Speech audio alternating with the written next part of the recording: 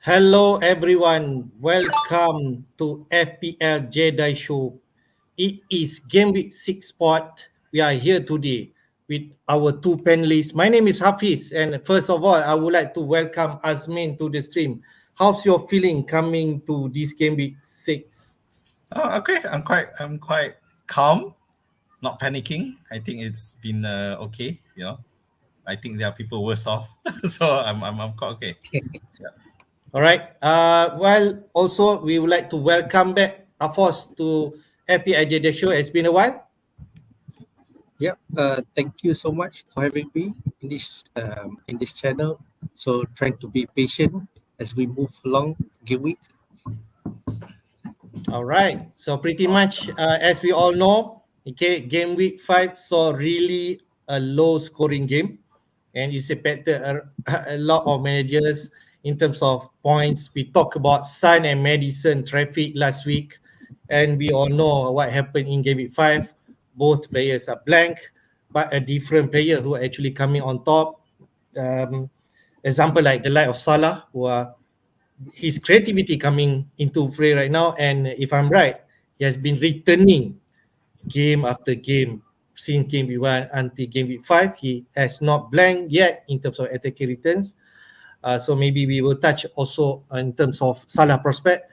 Right? And at the same time, this week also, we start the European competition. So we know this when European competition coming, the likes of Champions League, Europa League, Europa Conference League. There'll be some potential rotation of which also we got to touch later. So what do you think, in terms of European competition? Maybe high level on that. Oh, just it's great, and but I guess one thing we need to check back our bases in terms of the teams that are in, how you think they would do approach those European, because then they need to start really juggling the squad. I think we alluded to that at the start of the season, how some teams may look good now, but see when Europe comes in, let's see how they do. So yeah, so we need to consider that and take it into account.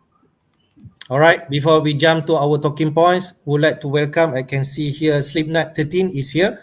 I can see also Rakan FPL already start posting question, and I can see Michael Jones also here. Hello, guys. Hello. So thank you for joining. So let's jump to our talking points for game week 6. For sure, we will run through our game week 5 results. Okay, particularly we will see how low score that we had, and we run through some match analysis and stats from game week 5. We also, I think, these two key talking points I feel for a lot of the community also saying what to do with Manchester United and Chelsea assets. So we will dissect a bit the opinion from Azmin and also of course as a Manchester United fan. So whether he can give us some insight who maybe we should retain or we should move them on. We also Azmin already prepared some dissect in terms of teams who are playing in Europe in terms of their recovery, whether some of the team we should focus or maybe some of the team will having tougher periods of recovery. We also have game week 6 fixture, captain pick, and also our transfer plan for game week 6. I'm not too sure whether anyone who are looking for wildcarding this week, but pretty much we hope that we can still be patient. But I can see that people already talk about wildcarding, activate their wildcard chips and also reconstruct his team. Okay, so first of all, I will go to Azmin first because Azmin actually scored the highest among three of us. The average point for game week 5 is actually 44 points, but you scored 40 points, so not that far away. So, Ming, walk through your team. Yeah, so nothing exceptionally proud of it to be about, but okay. So I got Turner in goal over Rashford. Turner ended up conceding to Burnley, so nothing there. So Turner, Chilwell, who was on the bench and came in as a sub and then got carded. So lovely stuff, Chilwell. Well done. White, my reliable defender coming to the fore and delivering a clean sheet plus a bonus point. Alas. Gusto, yeah. I think I'm relieved. My my triple Chelsea. But I mean, this is the first triple Chelsea up that I have, and fortunately, I had Gusto instead of everyone's favorite Jackson, so that helps. Eze, another stinker in terms of performance. Only 1 point, and I got to start questioning for all the underlying stats. Is Eze gonna be worth it? Sterling blanked again. So Sterling was my transfer in for one of my two transfers in for this week. So, but he blanked. Martinelli, that was an even better roller coaster over right there. Scores, goal gets chalked off, then gets himself injured and gets subbed out. Well done. Yeah. Mbuemo blanked, but yeah, it was tough one for him. Rashford blanked. Awoni, my last player for the day, last standing, fortunately managed to get an assist. He was my second sub. And of course, Captain Haaland, who fortunately found a way to deliver, although at one point it didn't look like he was going to score. So yeah, so that's it. So pretty good first 11. So on the bench, no surprises, nothing spectacularly. Pickford getting 3 points over Turner, but yeah, nothing to shout about. Estupinian, not being on the lineup at all wasn't really a surprise, I guess. I think people expected that to happen. Then, of course, Kabure, who finally suddenly turned up in the starting lineup and got himself 90 minutes, so which will looking promising for Game Week 7. Yeah, for sure. Me, I just want to touch in terms of Martinelli, especially unlucky. They could easily get you a goal, but then after that he's actually injured.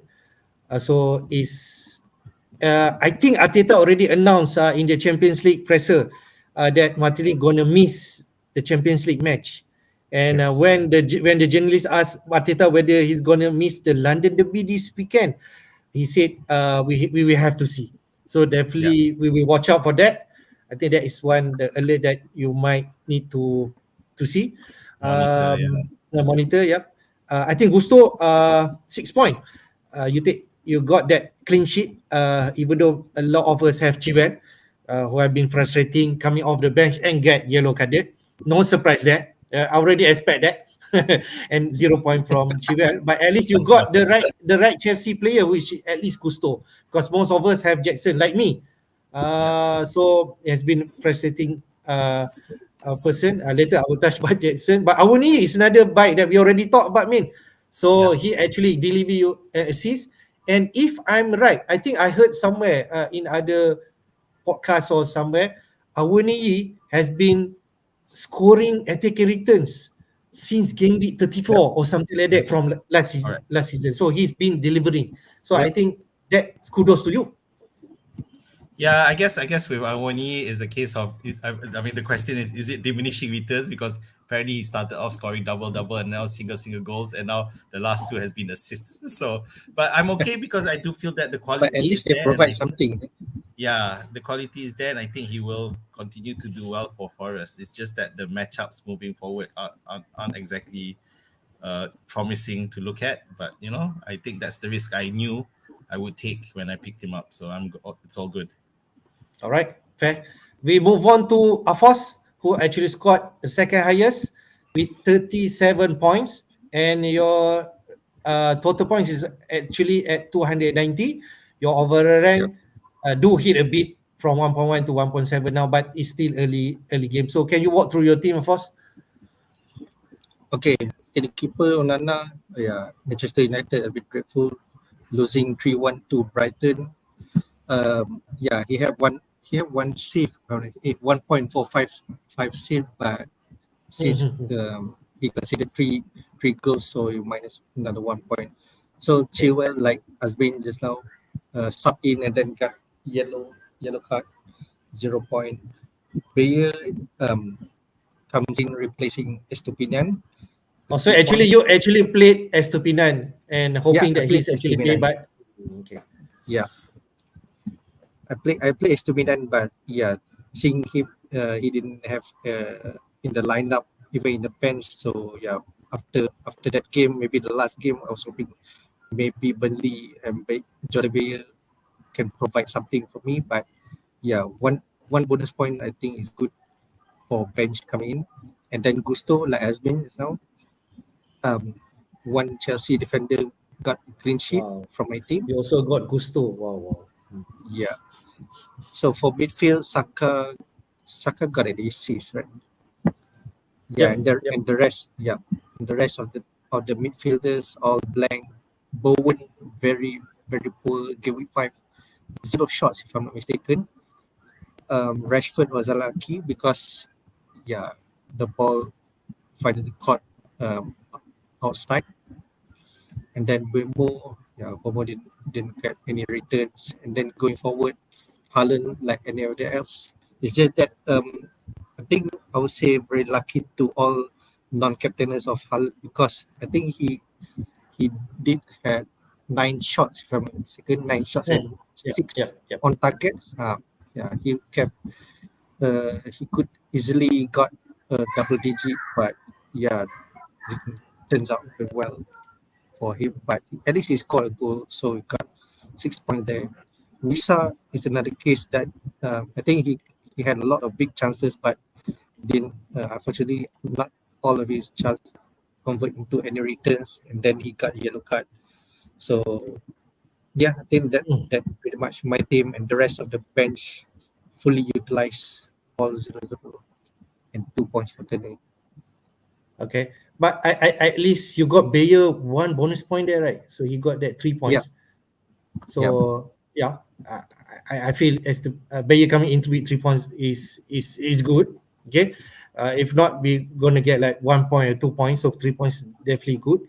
Other than that, I think you have 3 Bowen, points. who actually Bowen is actually the different that most of us do not have, and you're gonna have West Ham against Man City, which you already, and I think next week against Liverpool, right?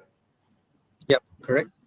Next Game week is week 6. Liverpool, So and the other week is Newcastle. Those are the two tough match in the next 3 games. okay, pretty much it's tough. But you have 2 free transfer, so we shall see what's your transfer plan for your team. Yeah. Anything else you want to touch, man?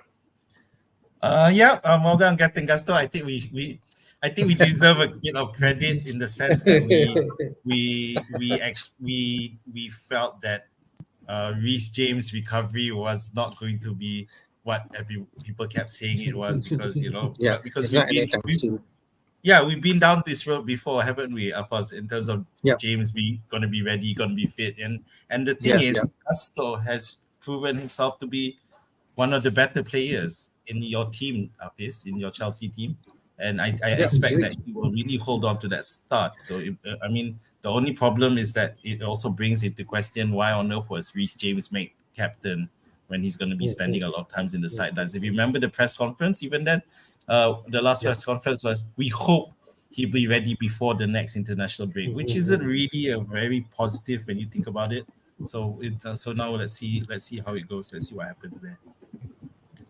All right. Okay. Pretty much that. First thing, and I scored the lowest among 3 of us with 34 points, overall points 293. I think Afos have 290 overall points, so it really tight. So my rank go down from 689k to 1.5 million now. When I heard that I dropped to 1.5, feel a bit gutted, but it is a close call yet. There are a lot of points to gain. If let's say you gain 10 or 20 points, you easily can jump your rank and maybe even more into, I don't know, to get into 50k rank and so on. You could easily get there, but it's depend on how your team would be, because most of the template, like our team, Afos and your and my team is not that far different. Okay, the difference is only maybe on Onana. Okay, but I have Turner and Pickford combo. We trust Turner, man. But in the end, FPL is like that. When you trust somebody who think they're going to get you clean sheet, Pickford score you better points, 3 points. But we are not going to play Pickford against Arsenal, don't we? Right. So other than that, I think the biggest result from last week is actually we expect Spurs to explode or score higher point, but in the end they struggle to break down Sheffield United. But also at the same time they concede. So then Udagi only got 2 points. At last I got Gabriel clean sheet, but he's been yellow carded. So, but 5 points better than Neil Chilwell. Everyone has him. But when we talk about everyone has him, actually a lot of managers, when talking about in terms of ownership, Chilwell is like 15%. Trippier is 30%. So Mm. whether we realize it or not, there's a lot of managers who is actually having Trippier more in his team rather than Chilwell. So maybe it is time for us to think about Chilwell. We'll touch a bit later. Rashford, okay, 2 points. Saka got an assist only and a clean sheet point. Madison, that is my transfer last week. I trust Spurs. As said, I don't have Son because I don't have the money to bring him in. If not, I would definitely bring him in. But in the end, Son and Madison disappoint. Madison got a yellow card and only 1 point. Bruno 1 point and definitely a yellow card. Mbomo 2 points. Jackson, another frustrating guy, another 1 point. 4 yellow cards already. So the next yellow card is definitely going to be out. And Haaland 12.6 point because we captain him. So that's my team. Yeah, so I guess the I mean, when you look at the Spurs, how you could argue that they were also terribly unlucky, and if you because they were really attacking and really had the possession of the ball, but they just couldn't make it count, and also goes to mind that they don't have that real flow yet in terms of who's going to do all the goal scoring, who's going to help feed them. They don't quite have that flow yet. And Son, after a spectacular outing the last time out, he was pretty awful here. Yeah, and to the point he was actually subbed off for Richarlison to come in. And now the question is, with Richarlison coming in, scoring and assisting, what happens next in terms of Spurs formation?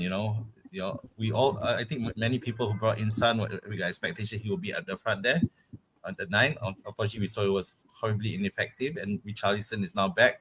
And despite the mental issues that we were talking about, he's come in and actually done well. So, which credit to him. So now the question, but of course, it creates a dilemma for fantasy football managers. Something to think about moving forward. Yep, for sure. I think we go to next one, which is Game Week 5 Team of the Week. We just see, since we already know it is a low scoring game, of which the average point is 44 points, and you can see the highest scorer for this Game Week 5 is actually Bernardo Silva with only 13 points. I think he got 1 goal and 1 assist. Okay, so the average total point usually hitting like 130, 120, 140, but this week it's really low. We can see that only 109. So in terms of team of the week, we got Neto there. He actually keep a clean sheet against Chelsea, 9 points there, and a bonus point. Okay, we got Robertson there, who actually scored and got 3 bonus points against Wolves. Even though, can you imagine if let's say Liverpool kept a clean sheet, Robertson could actually got another 4 points. So there'll be a big haul from the Scottish defender. We got at least a representative from Newcastle defense there, but it's not in the form of Trippier or even Shaw. But it's actually Botman, who actually came back from injury, so-called yellow flag. And he actually got a clean sheet and 3 bonus points. 9 points there. We have Tim Rin and Castagna from Fulham. They kept a clean sheet against Luton. Bernardo Silva, you already touched. It is not Foden. It is not anyone else from Man City midfield. It's actually Bernardo Silva. If I'm not mistaken, there's a report that Bernardo Silva is injured and is going to miss this Game Week 6 game. So that's particularly maybe good news for Foden owner. We have Trossard came on for Martinelli. Scored a goal and he got 11 points. That's how FPL is. Hudson-Odoi, the forgotten man, 10 points. I think he actually scored the goal for Forest, right? So he got 10 points, right? Hammer from Sheffield United. Yeah, he actually scored that goal against Spurs, 10 points there. Douglas Luiz, who actually took the penalty for Aston Villa, he got that 10 points. He kept ticking. Watkins not there. And Not Haaland, but Alvarez. 9 points there. He actually produced 2 assists. So PP already thought maybe Alvarez is the right replacement for Jackson. So maybe we talk about that later. But Azmin, I'll go to you. Team of the week. What do you think? Well, I think someone like Hamer who's there, unfortunately leaving subbed off with the score at 1-0, only for Sheffield to get capitulate to Spurs. Although to be fair, Sheffield brought that downfall. It was really to blame for so much time wasting. that they added on a spectacular 12 minutes to the match.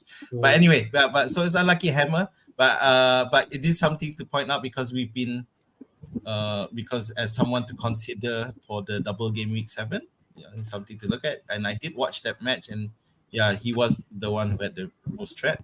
The other one I want to point out, Alvarez is something that has been talked to death a lot in a lot of content creators out there. But I do want to mention Hudson Odoi. And I want to ask Hafiz this. How do you feel? Hafiz, this is I think he was sold for like 4 or 5 million to Forest. Which was incredible. And I was like, huh? And now he's come in and looks like he's going to play a good part for Forest moving forward, and do well there. I think he complements the team well and fits that left side with that. Now that Brandon Johnson is no longer there, so Odoi looks like he's going to continue to start. The only other one I want to point out is Trossard. I'm glad he did well. I rate him. So it's just unfortunate that he's coming to a team where it's hard for him to come in, but he came in and did well. The problem is, of course, in terms of for fantasy football, whether he can sustain a starting spot. So Yep. Okay, of course. Anything else you want to add? No, I don't think much, but I think Botman is one of the big moving forward the week 5 onwards, because I think because of fixtures, most of the managers try to suggest that to bring in Botman or maybe Trippier. So I guess between the two, Botman scored slightly higher by 1 point than Trippier and cost slightly way cheaper. So I think it's a good replacement for those who have thinking that to have another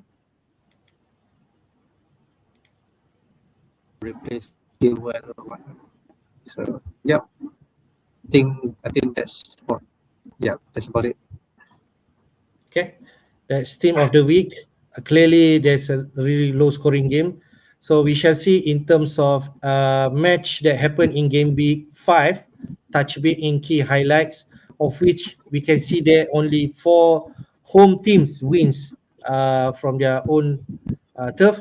We have also away teams, 4 away teams who actually win, and 5 clean sheets. And you can see there the number of goals, 24 goals is really low scoring. Okay, if not, we're going to have like 28 goals or 30 odd goals odd. From here, definitely, when we talk about away wins, we got Liverpool there, 3-1 against Wolves. We expect that maybe to 1 point, even though Wolves actually led that game. We got Brighton also. I'm not sure about surprising win against Manchester United. We expect a fight. But can I say Manchester has also got some shots, especially from Rashford, who actually did not take their chances, and Brighton got the goals when it matters, when the chances coming in. Okay, the Moneyball games, Spurs only won 2-1 against Sheffield United after hard fought and only scored 2 goals in the end of the game. Man City come back from 1 goal down against West Ham. No Bowen interaction there, JWP inside the game, but Man City 3 goals there. Another frustrating, definitely Chelsea. I expect Chelsea to win against Bournemouth, because at least that can kickstart something, but it's not meant to be. So with this near result, with Jackson, the likes of Sterling are not delivering, I can see only one way, traffic, that people are going to get rid of Chelsea asset. We touch them later. But other than that, we expect Arsenal to win, but only 1 year. Again, Arsenal are not being explosive. What you can say about the matches happen in game week 5? Anything particular that you want to mention? So the one thing is the Liverpool match where I mean I got it wrong because I thought Liverpool are going to struggle a bit with players being involved in internationals and they playing away and they bad record, and they did actually concede first, only for them Liverpool to show how resilient they are. And I guess one thing that you can talk about with Wolves is that they have very high intensity at the start of the match, but after that they start to fade away, and that's where stronger teams like Liverpool are going to take control and overpower them. So that's something to consider moving forward when looking at teams who play against Wolves. Aston Villa, another resounding win, and I don't know if Can I say something about Liverpool? Actually, Yes, Salah go ahead. has been creative. He could actually easily got 3 assists, right? He only got 2 assists because of Yes, own goal by. Yeah, so the worrying thing about Salah there is because in terms of he's creating some big chances as well, but he has suffered in terms of his own chances, his own scoring. So he was almost a creator in that match. So but at the end of the day, but if he continues to deliver, then in terms of points, even regardless if it's assist, then fine, I'll take it, and I think that with Salah being one of the few popular picks, he's still owned by 26% in the top 10, which is quite big. And the fact that he is returning is definitely something to think about, even though he's not returning as much as we want him to, but his returns are increasing. Yeah, steady. So he's going to explode at some point. Yeah, we got to be clear that he will explode at some point. So Salah has a very high ceiling. So as long as he keeps on his consistency in each and every game, provide a goal or maybe an assist, one of the games he could easily explode. Yeah, correct. So let's see how that goes. This already an indication that Salah going to do better moving forward. So we should catch up and getting him in, right? That's clearly we should notice that. Yeah. I just want to mention Aston Villa Palace, and before I let you guys talk, Aston Villa. I don't know whether Roy Hodgson not being around hurts, but Roy Hodgson not being around hurt the team, and I think it did. But at the end of the day, what Aston Villa under Emery is, you can show the quality is definitely there. The only thing is the worrying form is that although Watkins did still assist, but then he's nowhere the key pick that we would like him to be, and not taking penalties anymore is also going to hurt us if we want to consider him. I can touch a bit, man. Crystal Palace, Edward scored again, so that's also an indication there is actually that kind of bracket striker that you can get him, Edward, Auni. So I've been monitoring these people. What do you think, man? Hafiz, I go to you next. How anything you want to mention about Villa Palace or anything else? Yeah, I think the only game I want to touch is Manchester United versus Brighton. Okay. Yeah. Because the game because looking at the statistic is pretty much open game, I would say, based on statistic itself. But in terms of getting chance and creating chance and getting it to the goal, that Brighton is a much better team in that game, because Ten Hag wanted to have the team to play a high line defense with a pressing game, but it's somehow the United players doesn't really press and really committed to the pressing. When they lose the ball, they really don't want to get back the ball. They're just having a good having their own time, taking sweet time, just marking here and there.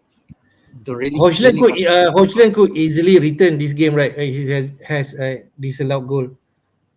Yeah, exactly. Yeah. I think he got one of it is the disallowed goal, and then the other one I think he missed a chance. Yeah. yeah, he's a good forward. I think at the same time, United wingers need to realize that um, as a role of a winger is that to create chance for a striker, like Rashford and whoever playing Okay. on the right. Højlund is I very I very good striker. I just want to ask your opinion because I think somewhere 78 minute or something like that that Hoshen sub off for Marshall and the fans booing Ten Hag. What do you think? Is that, do you feel is a wrong decision? I don't know. I guess in Ten Hag's defense, he knows his player better. Maybe he wanted to because wanted to keep his player like Højlund's condition or fitness. Okay, So, all right, fair. plus Højlund just got better, got back from injury. So he wanted to keep him for next upcoming weeks. Even though he played well in that game, doesn't necessarily he need to play full. So yeah, I think still a good decision by Ten Hag. Okay, all right. Sorry, I just want to point that I know it's not really FPL related, but I just despise the fans who are booing Ten Hag because it's such short memories. He got you guys to third place and last season Yeah, and exactly. managed to get win a cup and then the slightest hint of issues surrounding and you start booing. Come on, you have Yeah, a bit of yeah. patience. The thing about United fans is that we wanted to have instant result.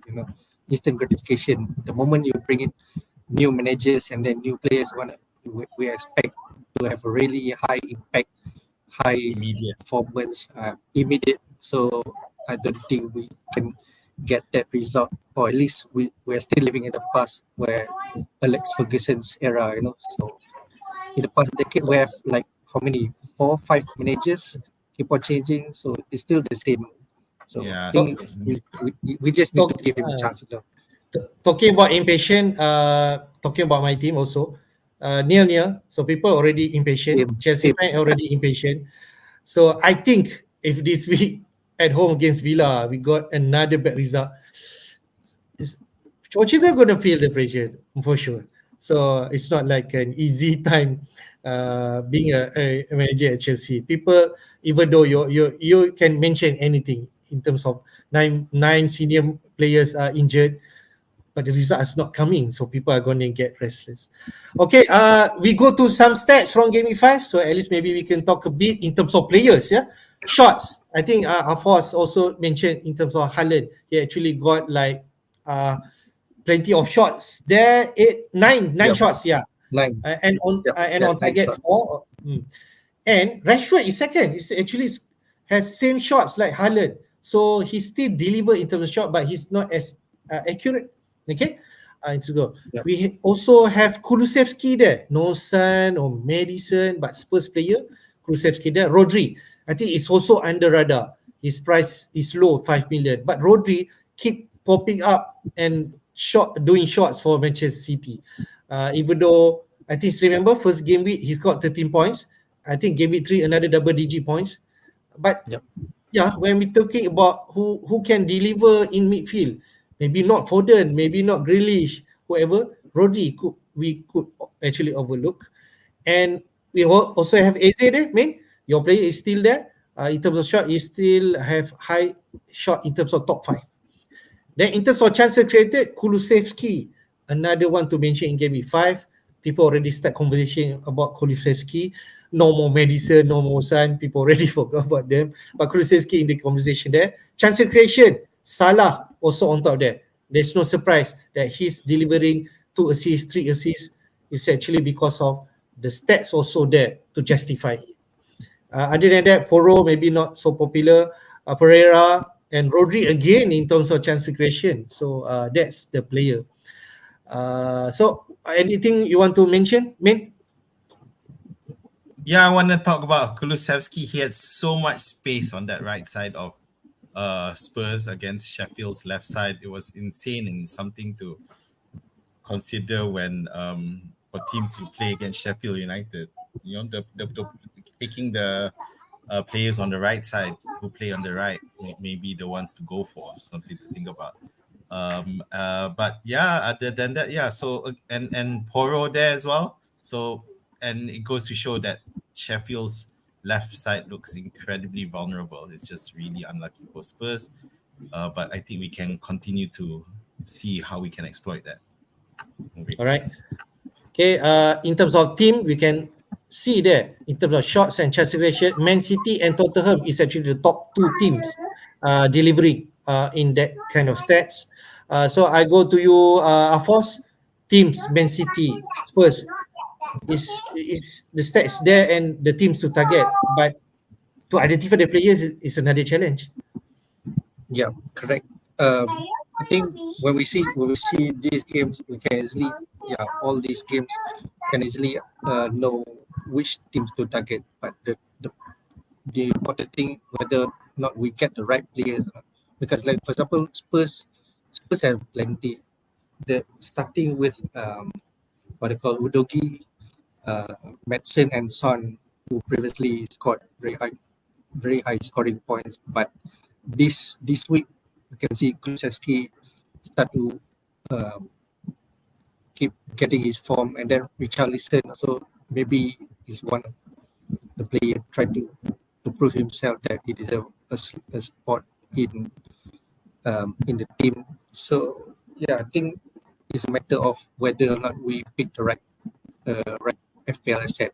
Similarly for City, obviously all of us have Haaland, but the next attacking player, previously we wanted to get Foden, but turns out Foden didn't get really his minutes is not there. So the next one, I would think that maybe Alvarez is the next pick for City. But at the same time, looking at Rodri, keeps on getting lots of points in every other week. Starting to wonder whether or not he's playing in the position like in the compared to the last 2 or 3 seasons, like Gundogan used to play, where he used to play defensive midfielders. So when we play FPL, we don't really pick DM in our team, but it turns out in one of the formation they switch the role where Rodri, or during that time Gundogan used to play DM, now playing central midfield and keeps on scoring goals, creating chance. So I think it's the most like the similar case for Rodri this season. So I think he's one of my play in my watch list. Yep, I agree with that.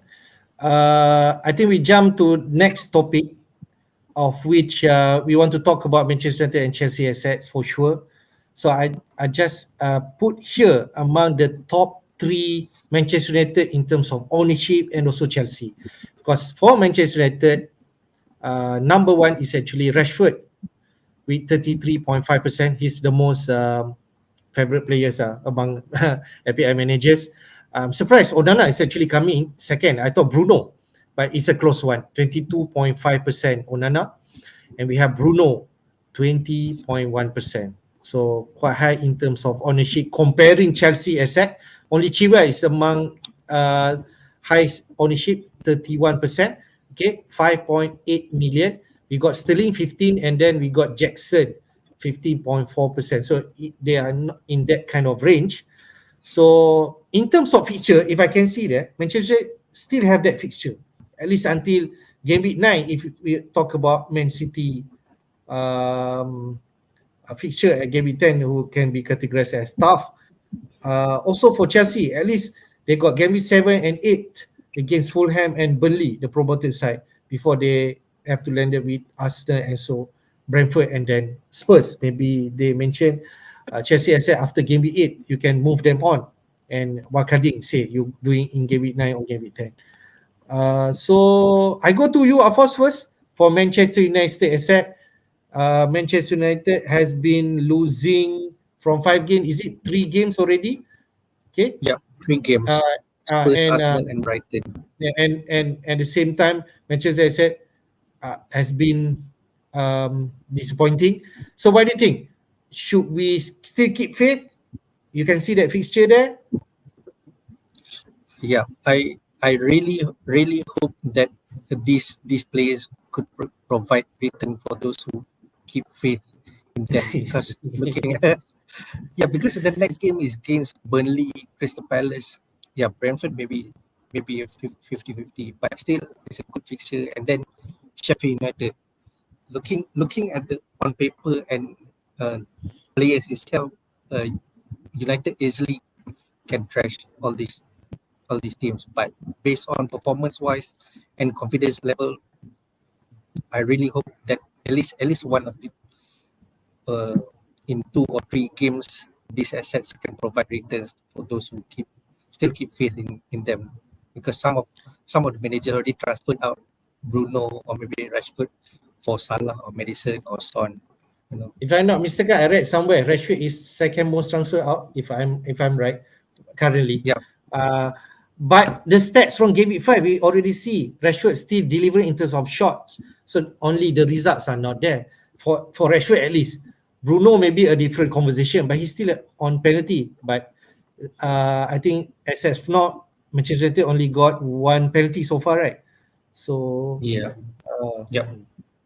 So I think if let's say we got the next one Burnley, and the next 2 home games, maybe in these three games United can really give good results, and with these 3 FPL assets can provide returns.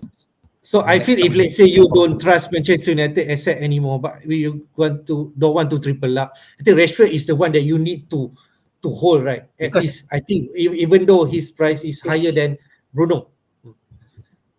Yeah, it's a bit dilemma, because in terms of price, of course, he's higher than Bruno. He's the cash cow that can bring in during that particular time, can easily bring in Son, transfer him out, and then of course if you want to save in terms of getting better chance, Rashford is the better chance than Bruno. But I think it's about 50-50, because Bruno takes penalty, but Rashford is the better attacker. So I agree. it's a bit 50-50 for me.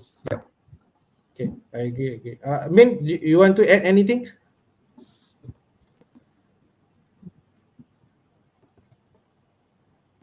You're on mute, Min. Okay. Hafiz, I guess my question is, is Eric Ten Hag gonna do what's he gonna do in terms of you observe about the discipline, the failure to track back, all these things, right? So I guess, and I think there was a video clip showing Rashford being a prime culprit of not really doing his defensive work, and not just slow reaction towards everything. So if you remember, there was it last season, wasn't it, where there was one where he was late to some briefing and he ended up being benched for the game. Okay. Only, but then he gets subbed but on. he did score that game. Yeah. So I mean, Yeah, I think so. if you remember, so that was an example that Rashford's not afraid. Ten Hag's not afraid to punish a player if he's not doing what he's supposed to do. So could that potentially happen for Manchester United, for Rashford in this instance? Yeah. I guess maybe he's the manager. He need to show who's the boss. Yeah. It's either, So it's the I guess manager bows down to player, or player need to follow whatever manager's instruction, and on the field. But maybe the punishment will come in the Champions League game rather than the Premier League game. So, but let's see what happens tonight. Tonight, right? Yeah. Of course, one. Tonight. Yeah. Correct. Of course, one more question, because between 3 of us, only you have Onana. You had Onana from the first game week 1, and there's no surprise because people already heard about Onana from the game week 1. I almost also bought him for that, if I that 0.5 million extra if I have the money. But what do you think after 5 game week? How you're feeling about Onana? If you have a luxury transfer to do, is Onana someone that we should consider to move on? I think if you if you have Onana, is a whole at least until the next wildcard. So you just need to alright. see the next 3 or 4.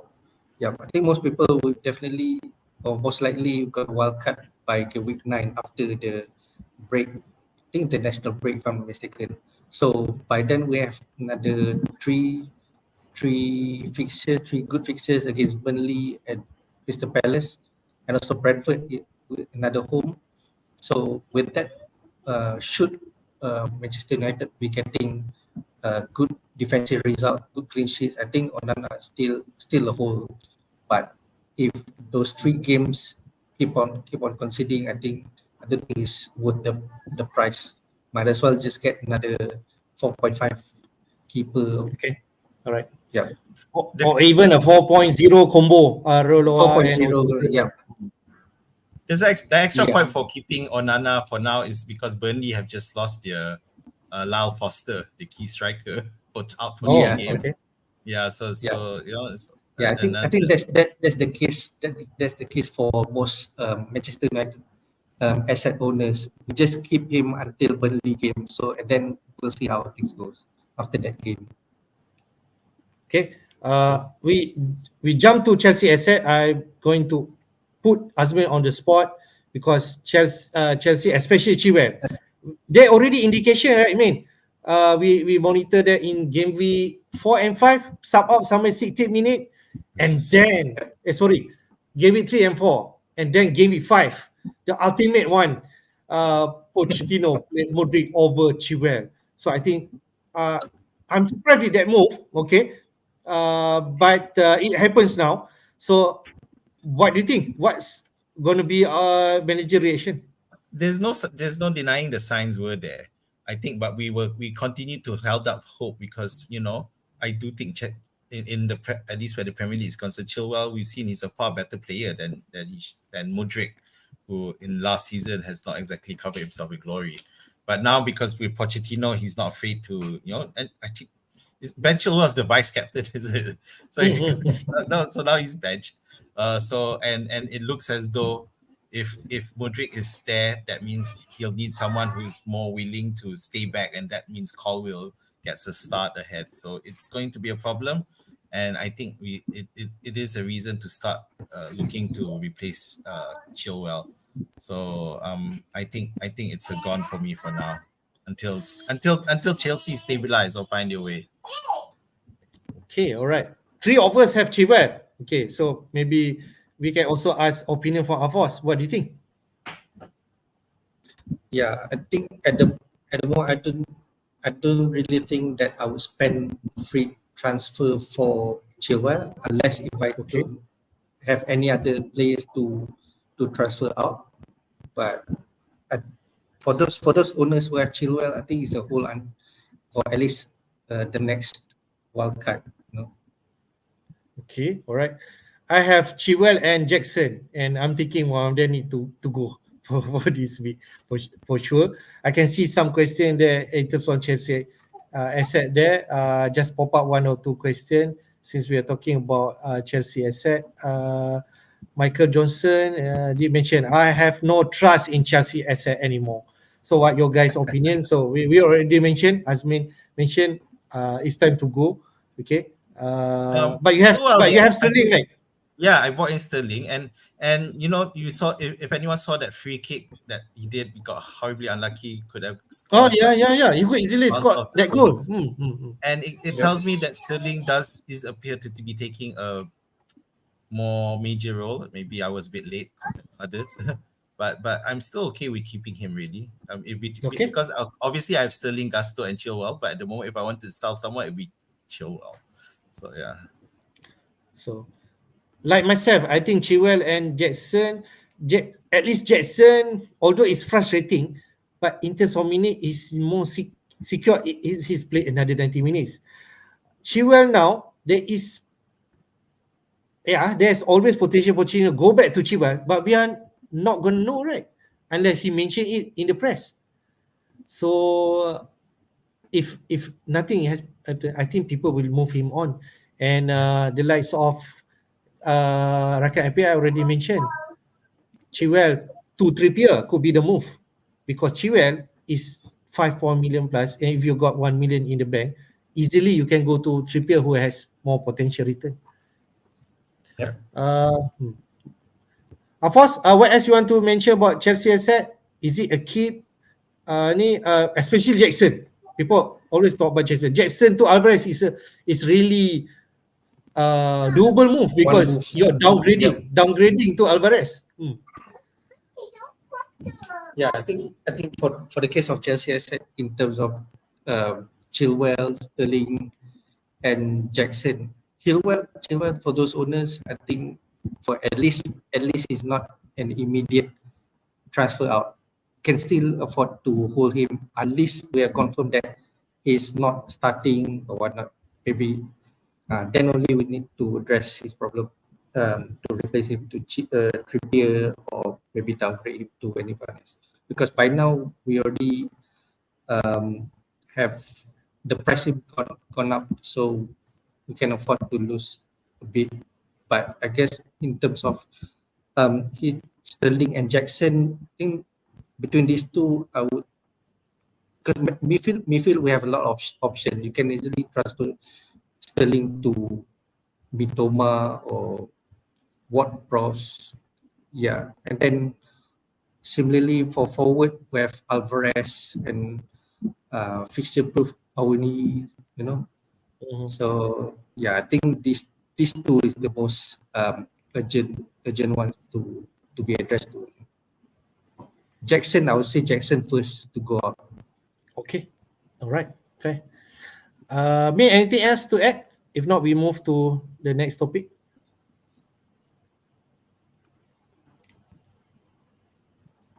Are you on mute? Has been unmute. Do people? I guess it's a hold. But if Bruno fails again against Burnley, I think there's some serious questions need to be asked there. Yeah. So yeah. Okay, we go to your topic. You did research for us in terms of teams who playing in Europe. So we want to talk about their recovery period. This visual we like to mention. We got it from Lego Money. Okay, so he's done a beautiful visual for us to run through in terms of the team's fit recovery period for at least these 4 blocks. Game week 5 until game week 8 before another international break. So do follow Lego Money if you want to see more. He has more visual other than this. So, can you walk through? Okay, so the biggest question now is in terms of teams playing in Europe. So we do know these are the players. For the Champions League, it's Manchester City, Arsenal, Manchester United, and Newcastle. For the Europa League, it's Liverpool, Brighton, and West Ham. And for the Europa Conference, is Aston Villa. Now, for Champions League, they play either Tuesday or Wednesday. For Europa, they play Europa and Conference both play on Thursday. So now the question is, and as you can see from the graph, you got a lot of, how much recovery period is in between games. Okay, so taking a quick look at Manchester City, you would think that Manchester City has among the best in terms of the recovery period. They've already had their Champions League game where they won 3-1. They got ample time to rest before Forest. And then the next game is on a Wednesday, which is against, oh my God, I can't see, Newcastle. And then is for the League Cup. Yeah, so to be fair, the Newcastle match is a bit of a question as to whether it will be a bit of fight, but because they can afford to, not play a full strength team or even play a full strength team and not play against Wolves who are gonna, they're gonna get run over by City. So for me, they have one of the best ones.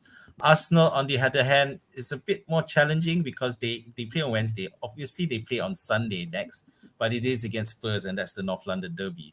Now, and then the game week, the League Cup game is against Brentford, which isn't very, but the good thing is the thing with teams like Arsenal and Manchester City, and to an extent Liverpool, they've got the rotation experience, and even West Ham, who have enough experience. We saw how well they did last season in terms of rotating the team, and still doing decently in the Premier League. So those are the teams I expect to not be too worried about in terms of rotation. The teams that I would worry about is Aston Villa, Manchester United, and Newcastle. Even Brighton, I mean, we've seen that they're already rotating in the Premier League big time. Whether it's the keepers, whether it's their strikers, whether it's the wingers. We saw the team that he put out against Manchester United was what the hell? And then you thought that Yeah. United would run them over, and they didn't. So Yeah. so there you go. So in the end, I'm not so worried about Brighton not doing well, because I think they have Deserby is smart enough to make use of that squad of his. So Yeah. yeah, it looks like he's ready. Brighton has a good squad depth. Just matter of chemistry and experience among players. Yeah. So Wait, so so okay, yeah. So the problem for me is Aston Villa. I just don't think they have the depth. And to be fair, Emery he's a Europe specialist. He has a hobby of winning. Yeah, so especially he with can. Sevilla. Yeah, so he can do well there. But the problem is that then I feel that it might be at the expense of his Premier League performance. Yeah. So I think I expect the League Cup is where people or the teams are going to play their second feeder teams. But we do talk about offline, mean Newcastle and Man City. Whether they're going to prioritize that is still an important competition. But I think Newcastle, at least that is the opportunity for them to play second team, because they also need to focus on the league. I can see at least for Newcastle, who actually people are interested in bringing any of their assets, especially in defense. You can see there they play yesterday and then they play on Sunday, Sheffield United. So they have like 4 days recovery. So I think they should play their first 11. Then that Man City game, League Cup, they could actually rotate players and then play full team against Burnley, and then they have like 3 days period playing at home against PSG, right? So Yeah. at least they have Burnley and PSG. They are playing at home. So with Newcastle is their first time in a Champions League for ages. Definitely they'll want to do well, and they did. They started off with a credit drawing against AC Milan there. So definitely, I would think that they will look to prioritize Europe, and same as Villa as well. Brighton also obviously it'll be their first outing. I don't think they've ever been. Yeah, but I'm not worried about them. Okay, Afos, do you want to mention anything particular that you see? Yeah, maybe for my case, like really Manchester United, we seen very small period of recovery, and also at the same time that Manchester United currently have a series of injured players. So I think that's where Ten Hag need to manage the players performing in both competitions. Because they actually played tonight and then on Saturday, Burnley. Yeah, yeah. Tonight also a big game versus Bayern. So But I do expect they play a stronger team. team even against Burnley. Then they can rest player in League Cup and play against Crystal Palace, and then Palace again in League. But they have 3 recovery period. So I feel we definitely rest assured that Manchester United going to play their full strength. Yeah, Especially Same. like Bruno and Rashford. correct. Okay, that's already touched about this. Let's go to game week 6 fixture. Particular is, we already mentioned last week is Saturday deadline, but this particular there's no like early kickoff lunchtime. Normally they have like 7:30 kickoff, but it's all at 10 p.m. I think maybe they want to accommodate the European competition. We have Crystal Palace versus Fulham. Okay. London Derby, we have Luton versus Wolves. Interesting. This could be another week of audition for Luton, and it's at home against Wolves. So particularly that, and then we have Man City against Forest at 10 p.m. So can I say that early kickoff game? But for sure, people are wanting to know early team news, right? Especially on Man City, because we could get actually a team there. And then on midnight, Saturday, we have Brentford versus Everton. And then also late kickoff, Burnley versus Manchester United.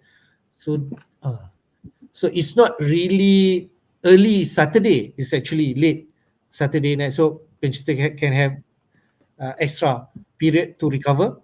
And then on Sunday we have Arsenal versus Spurs. This is I think the big one for this weekend. North London derby, Arsenal versus Spurs. We have Brighton versus Bournemouth, and then we have Chelsea versus Villa. I think this is also crucial match, especially to Pochettino, to show that he has ready his team to play and on form team Aston Villa. We then have Liverpool versus West Ham. I do expect a tough match because both also playing at Europe, so they cannot give excuse that they are tired because both are actually playing in the Europe, so they should be up for this. And last but not least is Sheffield United versus Newcastle. Another ball. We expect a really favorable game against Newcastle. So that's another is playing away. Mate, what do you think for game week 6? Okay, so Liverpool West Ham, right? Because West Ham have a history of doing well in the rotation in Europe. The thing is, my worry is that not a worry, but I think that Liverpool might not prioritize the Europa League so much. Yeah, so they've been prioritizing the league more. So I can see them, tonight I wouldn't be surprised if Salah rested. They play against LASK. I think they can afford to rest people like Robertson, Salah, where they have good replacements in the form of Simikas and the young Ben Oaks. So definitely I can see some rotation happening there for Liverpool. Right. But as a result, I think that's going to be a really good squad to face West Ham. Van Dijk will be back as well for this match, so that's which definitely be good. I'm also curious to see what Brighton's lineup on Thursday night will be, because I'll be watching that close. I want to know who that lineup is in terms of the strike force, because I might want to consider a Brighton attacker against Bournemouth there, because I just think that Bournemouth were very lucky last time out against Chelsea, and I think Brighton could really punish them if they are well rested. They have the right combination of players. Also, finally, I just want to mention that City Forest, I'm not sure that's so easy for City. I think I mentioned how I kind of rate Forest after the first matches, despite losing to Arsenal, but they did manage to restrict Arsenal quite a bit. So I do feel that Can Awoniyi continue his attack rate against City? That'll be really interesting. I don't know. Yeah. There'll be something to see. Also, Luton versus Wolves is an audition. Luton looked terrible, and I think we just. I mean, some people brought in Luton early last week because they expected to score against Fulham, because Fulham have one of the worst defensive records so far, and nope, Luton blanked. So go figure. Let's see this one, but I do expect Luton to lose as well. Okay. Apart of that, Afos, what do you think prospect Arsenal versus Spurs? Spurs keep winning, and also Arsenal, so they're on form. I think in league table they are really tight up there. Yeah, Arsenal and Spurs. I think it's an open game. It's just that people are gonna eye more on Spurs. I think because of the newly transferred in assets like Madison and Son. I think managers would really want them to perform, at least because you're spending 7 point each and another 9 million of attacker. You want to have a good points in return, even though it's against Arsenal. So, but I think in this game it might be an open game, but I would think that Arsenal might gonna win this game. So the rest of the match, we'll be looking at City versus Forest. Of course, most of us will be captaining Haaland. I don't think any other player is a good pick for this game week for the Ampen.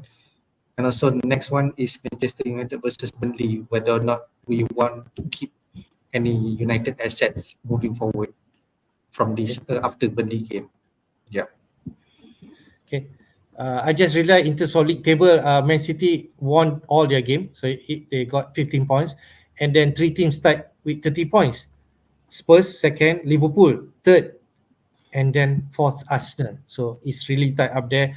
Arsenal and Spurs are actually and the right form coming to this game, six fixture. So it's pretty much interesting to see how this will pan out. So okay, Main, anything else you want to mention? Okay, you're on mute. Yeah, I'm good. Just didn't realize Liverpool were third, so I'm happy. Okay. All right. Maybe a quick one, Captain Pete. Definitely, a lot of managers are picking 607 votes from 800 votes so far. 76% pick Haaland. Interesting. Just want to mention in terms of captaincy stats for game week 5. A lot of managers captain Haaland, 7 million. But other than that, Salah second, 386,000 managers. Then we have Son, 380,000. And Madison, 291,000. It's actually around 300,000 plus. Of which, if you're captain Salah, you'll be glad because you got 10 points. But if you're captain Son or Medi, you'll be bersyukur because Haaland only scored 6 points, right? He could actually get hauled in that game, like Hafiz and yourself mentioned. Yep. All I can say, I now understand why my rank dropped quite bad, even though my points were a bit better. It's because of all the Salah captainers. Yeah, exactly. I didn't know there were a lot of Salah captainers. I didn't, They are second, 386. Yeah. So, yeah, for sure. Because Liverpool play West Ham this week. It's also a tough match. Arsenal versus Spurs. Clearly, there's no conversation there. We are not going to talk about Alvarez, right? Because definitely we're going to captain Haaland over Alvarez unless something happened or news from me. Hafiz, you have Alvarez, right? Hey, how do you do? Huh? Is it? No? Huh? Yeah, we'll talk about that later. Okay. Oh, okay, all right. Okay. Yeah, but in terms of captaincy pick for this week, I think is the obvious choice. City versus Haaland versus Forest. Just No other players. Haaland at home. Yeah. Haaland at home and versus Forest, because other players, I don't think Alvarez. If you have another City player, if you have Haaland, why not captain him instead? Why captain Alvarez? So and then Salah versus West Ham. I think it's a pretty tough game. Yeah, Arsenal versus Spurs, London Derby. So yeah, I don't think any other player is a better pick than Haaland. Okay. Let's go now to our team pick. We go first with, I think, Hafiz. Let me see. Yes, your team first. You got 4.2 million in the bank and you have 2 free transfer. Interesting. What you're going to do this week? Yeah, I have 2 free transfer and I already used one. I brought in Alvarez over Wisa. Yeah, right. Even though Wisa have good underlying stats in the game week 5, but I just can't resist the temptation. Alvarez keeps on performing, Okay. I wish you don't do that yet because we could actually got early team news from Man City. But anyway, maybe, but I think the risk. It's just that City's fixture moving forward, I think is pretty okay, and then Alvarez performs is pretty much alright as well. So that's one move I already did, because I was expecting Alvarez price to rise this morning, but result didn't maybe next morning. So yeah. I understand. What's your second transfer thinking? I'm not sure yet. It's either one of the defender to Trippier or Botman. Or I just roll that one free transfer next game week. bestnya boleh roll transfer. Okay. How about Bowen? Are you comfortable? Yeah, he's I'm even though he don't have shots, he has 0 shots game week 5, but the next fixture, yeah, Liverpool is the tough one, but I guess I take him as a differential versus any other team. Should he score against Liverpool, so I take it as a bonus point among any other managers. Okay, fair. So means that if let's say Chilwell, I think he's going to play some part, but if not, Bayer coming in. But Burnley Yeah. against Manchester United, so be it. I think Chilwell going to play some part, whether he's going to start or coming from the bench at 88th minute. So yeah, I think okay. You already made your move. I think Everest is definitely the traffic. It's going to be for this week. We already see last week Alvarez is actually third most transfer in after Son and Madison. So his traffic definitely going to coming more this week because Jackson has been disappointing. Min, anything you want to add to Afos team?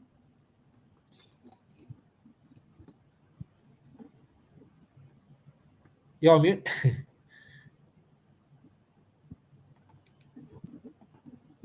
Okay, so just that, I mean, I guess the question is Chilwell, I guess, because your bench looks a bit light, but yeah, but my bench is a bit light, so but we my saw second transfer Bayers. should I use the second free transfer this week, I would take out Baldock because he's injured for another 4.5, maybe Botman. Okay. Bayer played the other day, right? Didn't he? Yeah, Bayer played. Yeah. Okay. I like that move. Same price bracket, can I say? Although Baldock 4, but at least 4.5 is not that far different. So Botman just nice, and you could actually play it over Chilwell if you want. Okay. All right, let's go to Azmin team. I think Azmin team next. Yeah, you got 4.9 million in the bank. One free transfer, right, man? Yeah, I've because I've already used two transfers to bring in a useless Sterling. Okay, so so now Turner, Astupian, White, Gusto. I don't think I'm gonna make any changes to that back line, although Turner versus Pickford will be a interesting question. Then you have. I can see you play Turner because you're more ballsy than us. So you more Turner. I play Turner and Captain Haaland. That'll be interesting to see how that happens. Okay, so Sterling. Okay, because I brought him in last week, and I'm not. It's hard for me to sell them back immediately. So we'll see. Martinelli, I need to monitor him. So right now, my bank. Okay, quickly. Mbeumo, Rashford, keep. Haaland, keep Awoniyi. I knew the matchup anyway. So I'm actually going to move Archer into my starting lineup as a home striker, and I feel that Sheffield are just better to score at home. So I'm going to move Archer into the starting lineup. Okay. So now even versus Newcastle. Yes, even versus Newcastle. Yeah. So now the question. So Martinelli is my bank in transfer. So monitoring, but most likely I will sell him, and if I do sell him, it'll be for Mo Salah. Yeah. Oh, you got that money? Wow. Yeah, I got the money. Yeah. I've been saving it for a rainy day, and I think it rained already. So yeah. If you're thinking of that, I will definitely say you should do that. If that is what you're thinking, over other transfer, even Chilwell. So his although he didn't score, but his points tally has been steadily increasing. It's 5, 5, 5, then 8, and then now 10. So and especially when the Europa League match, you see the lineup no Salah, lagilah is the right pick for you to go, right? So so it just becomes a case of who to bench. I think Hafiz is really gonna play Archer against Newcastle. So yeah, so between Archer, Awoniyi, actually Kabore might be an interesting option there. Against Wolf, right? go 4-5-1 if I think that Wolves. But the thing is, I do think Wolves have been figuring out how to score lately. So I don't know. So Yeah, I think other so. than that, I'll just try another role with Chilwell, but I don't think that's gonna happen. Only my 2 cents. Okay, maybe Alphonse have different opinion. I think Awani really on form, not returning. Maybe he could actually do something in Score Man against City. City. Yeah, We City just don't haven't. know Yeah, maybe. because he's on City's form. But no doubt Archer has the potential. He already returned that against Villa. Is it? Yeah, I forgot that 12 point against which side? Sorry, I forgot which one. Yeah, I still don't remember. Alphonse, what do you think? Are you same in Yeah. mind with me? Looking, I just have to quick look at Awni's past performance. Versus Chelsea, United, and Arsenal, he scored. So I think at the moment he looks like he's fixture proof. He might score or get assists versus City, but even though the team might lose how many goals to one, that one from As Forest, you maybe all know, City from Awni. City have tendency to leak one goal, right, and not keeping clean sheet. The moment City conceded one goal, then they will start attacking like crazy, then the team will get trashed 3-1, 4-1, 5-1 or whatever. But if the opponent have a good chance, or maybe not, City not conceding, they might win 1-0 also. Based on my observation. I actually trust guys on form, even though fixtures are bad. That's all. Okay. Something for me to think about. Thanks. Okay. But I like the 4-5-1 formation also. Oh. Yeah, Luton Town at home against Wolves, but I agree with Azmin. Wolves have tendency to score now. They really look dangerous. We can see Wolves against Liverpool. They could actually score more than one. Yeah, Pedro Neto was awesome at the first half. So Luton has been bad, right? So I think, thinking again, I think you should not play him. All right, let's go to my team. I got 1.1 million in the bank. Only one free transfer. I used last week transferring out Mitoma for Madison. Okay, Madison only scored 1 point, as everyone know. For now, I'm gonna play Pickford over Turner because I'm not as ballsy like Azmin, who gonna play Turner against Chelsea and so on. Only he can do that. I'll play Pickford against Brentford, even though I have Bomo in my team. I have a Stupinan. I think I'm gonna play Gabriel over Adogi because it's actually fighting each other, and Gabriel at home. So Arsenal at home. I trust player at home. Chilwell, I think that's a question mark. I don't think Kabore can. I don't think I'm going to play Kabore over Chilwell. I'm going to address Chilwell later. Rashford, Saka, Madison, Bruno, Fernandes, Momo, they're going to play. I'm not going to take them out yet. Jackson and Haaland. Jackson also a question mark. But looks likely, I think I'm going to keep Jackson for now because his minutes are certain. And Chilwell, we just never gonna know, right? And I think I have opportunity now. From last week, I did mention my plan this week with that money. I'm gonna take out Gabriel for Shah, but looks like Gabriel are now certain to play. I think so. And Chilwell is the uncertain one. And if I actually have this money, I could actually bring in Trippier. So which is I never thought of that option, and this option could actually come in now. So maybe I could take that advantage, although maybe Jackson is the one that people should address first. Jackson for Everest, clear, right? But I feel, where is my weakness actually? Maybe Chilwell, right? So I could actually on board with Trippier. Newcastle have back-to-back game again. Is it Sheffield United and a promoted side? I forgot. And they could actually, we already mentioned about their recovery period. I'm certain now that Howie not going to rotate so much, especially in defense. I think Trippier are going to start. They're going to really heavily that league is also important for them to keep momentum. So I think that's my thinking for now. Okay, so yeah, I totally agree. Play Gabriel and Saka. The thing is with Arsenal, they do well against Spurs, at the Yeah. Emirates. Yeah, Spurs somehow they got a mental block when going there, but it's hard to say whether or not that will continue. So definitely there. The other thing I want to point out is that the thing is Villa are poor away from home. They among the 5 matches they played 3 away games. The only away game they won was Burnley, and even then they scored. They got trashed by Liverpool and Newcastle. But So Newcastle and Liverpool is different level than Chelsea right now. So I'm still that's trust true. Chelsea. Okay, that's true. Okay. So let's see where because as bad as Chelsea are, they're not Burnley level.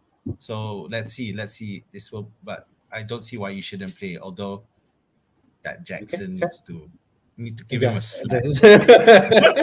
I'm For sorry, sure, but for getting sure. yellow carded, for dissent, aren't you learning from your previous mistakes? Are you gonna? Don't mention that. Don't mention that. Sorry. So maybe I'll be forced to sell Jackson when he got another yellow card against Villa. Maybe that's the story for this. Well, but advice to audience: don't buy Jackson now. Yeah, definitely. Afos, what do you think? My thinking, Chilwell first before Jackson. Would you do that? Chilwell to Trippier is an interesting one, I think. But looking at this, I don't know. It's a bit 50-50 between Jackson and Chilwell. But But from your point of view, you will tackle Jackson first before Chilwell, is it? I would tackle Jackson first. If Chilwell's minute is a risk, I'll just play Udogi. Even though it's if you say Arsenal. Udogi, I think I will play Kabore first before Udogi. That's my feeling. Okay. Yeah. All right. Between the two, I will address Jackson first if it is my team. Yeah. Okay. Fair. I will have my thinking in terms of in dead stream later. So let's go to some question. We almost in at 1 and 30 minutes mark.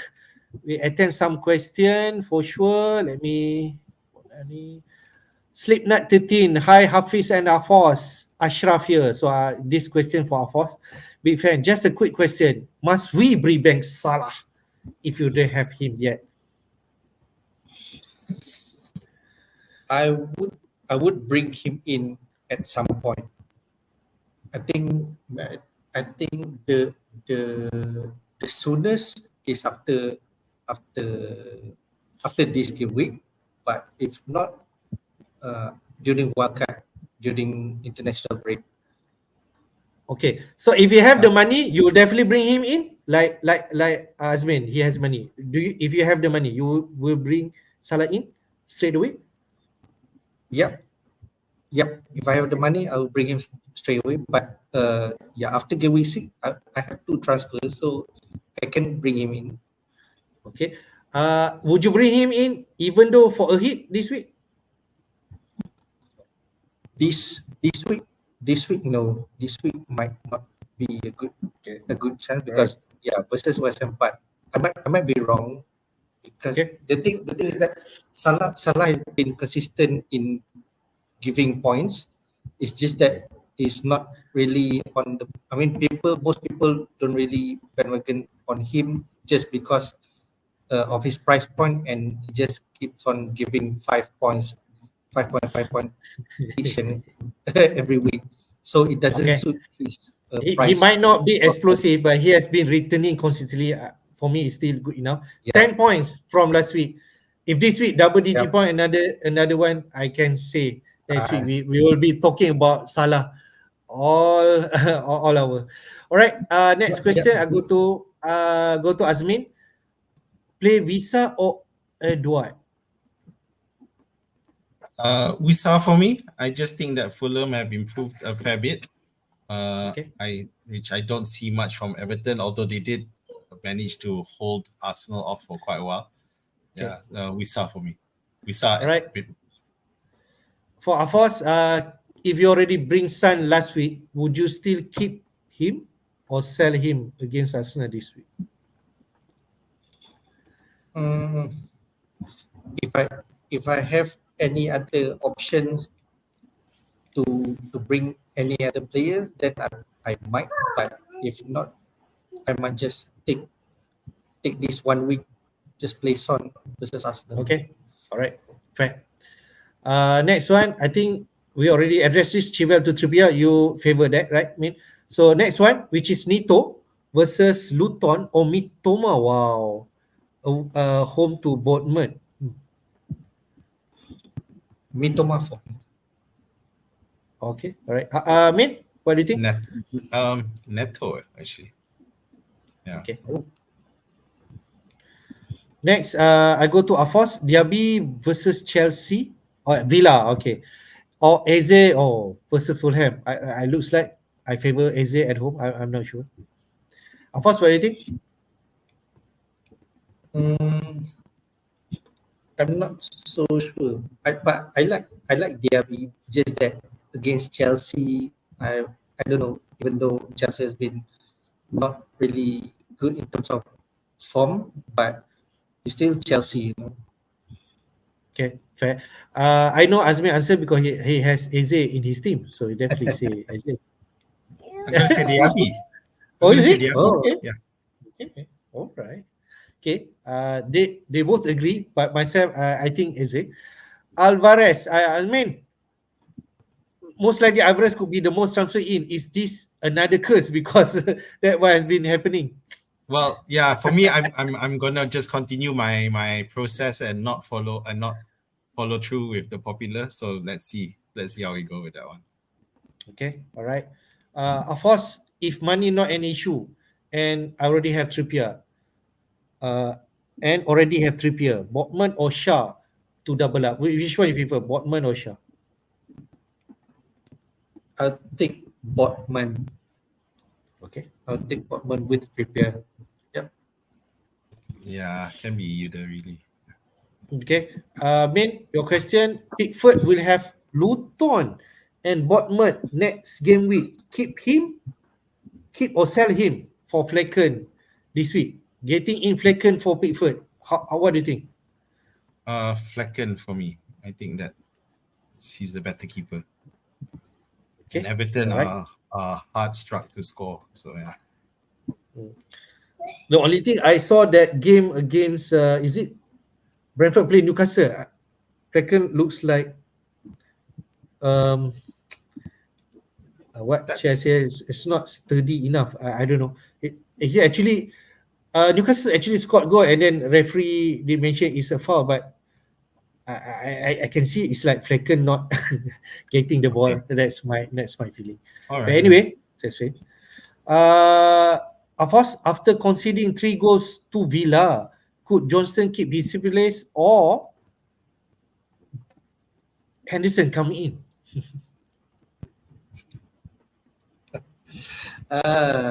This one I'm not so sure about it. I think Azmin knows the answer about it.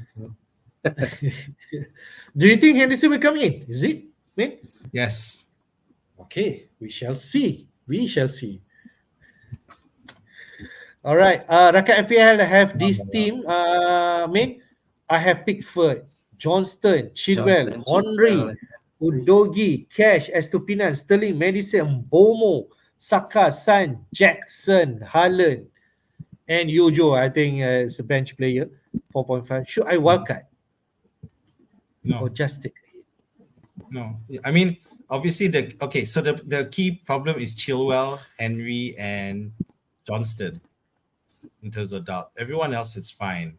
So Udogi, Cash, and Supinian, no issues there. So it's just those 3. And Chilwell could still make it. I think Henry's injured already. And Yeah. Johnston is, if you don't have Johnston, you play Pickford because Pickford will start. He's not going to be replaced. So it's not serious enough. So just if you need to, just sell Chilwell and bring in a Newcastle player or sell. Yeah, and I don't know if Henry will allow you to afford. I don't know how much funds you have, but sell one of Chilwell and Henry if you want to bring a Newcastle defense and leave it. You don't need a hit. Okay. Yeah. Fair. All right. FPL Tiger. Hello. Think the plan should be that you target a player each week to be playing Luton. Is that a strategy that we can adopt? Afos, what do you think? He could I tried actually to have some sense on I that, tried right? I tried to play that strategy, but it turns out Bowen didn't really score that much against Luton. So yeah, that's because if Bowen got a big score versus Luton during previous game week, so I really target Luton. So just Okay. really whoever, but turns out And then they already only lose 1-0 against Fulham, right? So yeah. we shall see. Okay, what else? What else? I go this one. Muhammad Hafni Haris. Let's predict game week 6, guys. So from the fixture, I just show you back which fixture that you can predict the scoreline. Let me show back. I go to Azmin first. Which one that you want to call the shot? Wolves 3, Luton 0. Oh, okay. Away, yeah. Okay. All right. Afos? I'll pick my team. United versus Burnley 3-0. So Wait, Okay. who's Don't jinx your scoring team. 3? huh? You said That one 3-0. yeah, that one I don't want to answer. Okay. Since you guys been mentioned about 3-0 scoreline, I'm gonna predict. I think Brighton gonna have that scoreline against Bournemouth. I think that looks more reasonable. Yeah. Yeah, could be. Sheffield 2, more. Newcastle 2. My big call for this week. Sheffield 2, Newcastle 2. Because you want Archer to score, right? That's why. Okay. All right, we come to the end of the stream. Thank you guys for joining this stream and 1.5 also posting hours. the question. It's been 1.5 hours. We have been discussed. Hopefully that whatever that we actually shared into this session has been a fruitful one to you guys, at least to take something into your consideration when selecting or picking players for this week. So I go to Afos first before we wrap up. Your last word. Yeah, even though it had been a roller coaster ride from game week 1 to game week 6, I think we just tried to be as patient as we can before the next wildcard, I guess. So let's hope for the best and enjoy game week 6. Okay, Azmin, your last word. It's funny that actually our gap between you and me 7 points, was it, Hafiz? It's something like that. Yes, it's a Yeah, close so one. and I our think is 3, between right? us. Yeah, Yeah, I so think it was And, 3, and also 3 points with you and 3 also. points. So I feel Yeah. that the right if let's say Haaland doesn't return, then the right another alternative captaincy might see you boost up, much like it happened for those who captain Salah last week. Okay. Mm, All right. maybe. Okay. Okay. Okay, Hafiz? Okay. All right. I don't have the money to bring in Salah if you ask that. Okay. So anything else you want to mention? It's a late deadline, isn't it? It's Saturday and it's not even Yeah. there's no early match, I think. No early match. You know, The lunch early match, 10 a.m. lunchtime So deadline kickoff. will be 8:30. Yeah. But we are going to be live at the same time. I mean, right? We're not going to Yeah. go late. Yeah, I think So on important note is that try to make your transfer early. Site might crash because City's game first. I think that's a good point. Point. Unless you guys are looking at bringing Alvarez. Otherwise, yeah. That's why Afos mentioned he already bring in Alvarez because he doesn't want to not doing that transfer because late transfer and side crash. Yeah. All right. It's possible. Okay. Okay. Afos did mention try to hold your wildcard, but I don't know if let's say you feel that your team need to be restructured, then maybe all by means you need to do that. Sorry that I do not have any game week 6 wildcard draft, but you can actually see from other content. Thank you guys again from us of all. Good night and see you in our next stream. Take care. Bye bye. All right. Good night. Thank you, guys.